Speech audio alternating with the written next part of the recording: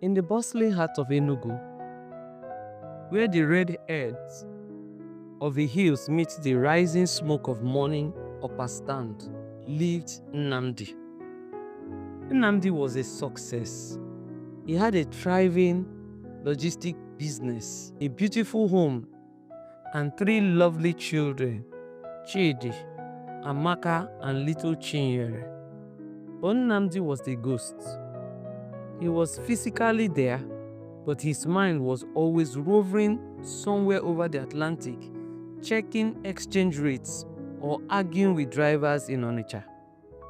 One humid Saturday, the wake-up call arrived, not as a phone notification, but as a silence. The silent afternoon, Nnamdi sat on his veranda, his thumb beat-driven, scrolling through his business email. His 7-year-old son Chidi had been standing next to him for 10 minutes, holding a drawing of a lion. "Daddy, look," Chidi whispers. Great job, son," Nnamdi replied, his eyes never leaving the glowing screen. "But Daddy, the lion has your shoes on." "That's nice."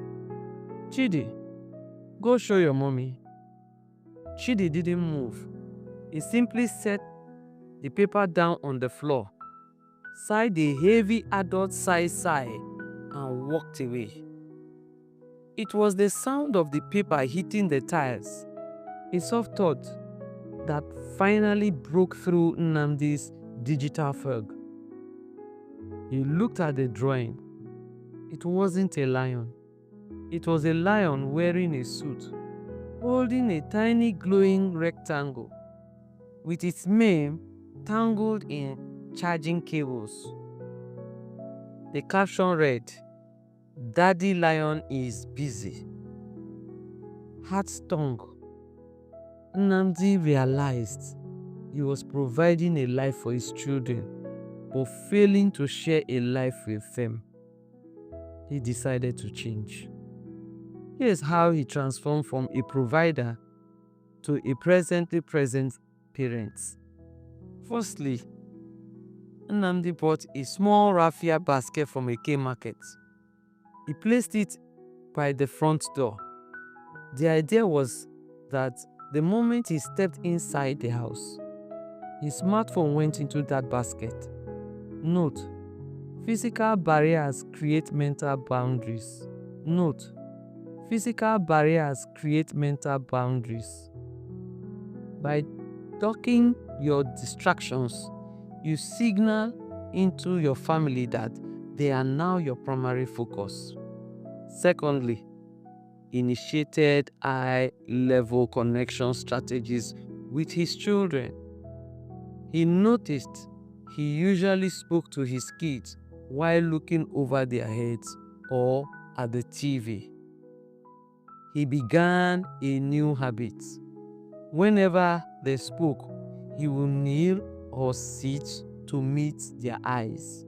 Eye contact at their level fosters security, shows that what they are saying is the most important thing in the world at that moment. Thirdly, he applied the 15 minutes uninterrupted rule. Instead of trying to be on all evening, which felt exhausting, Nnamdi committed 15 minutes of pure play per child. No phone, no "I am coming," no work talk, just him and Chinyere building blocks, or him and Amaka discussing her favorite school subjects. This is because quality beats quantity. Intensive, focused presence of a short burst is better than passive presence for 5 hours. Fourthly, he also applied the strategy of active listening. He stopped interrupting their story to correct their grammar or offer life lessons. He just listened.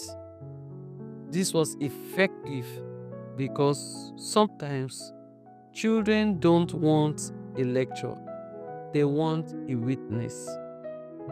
Months later, the house in Enugu felt different. The air was lighter.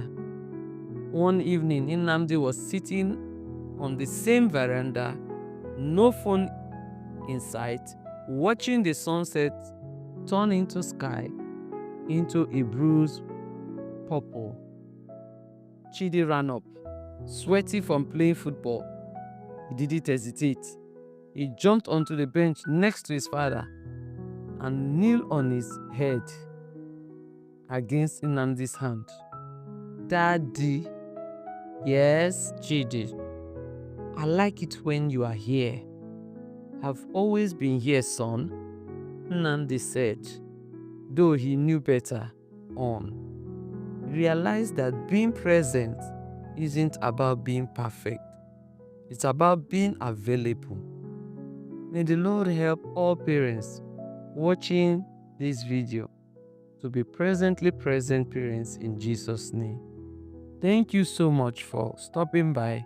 Kindly share, like, and subscribe to my channel. Bye for now.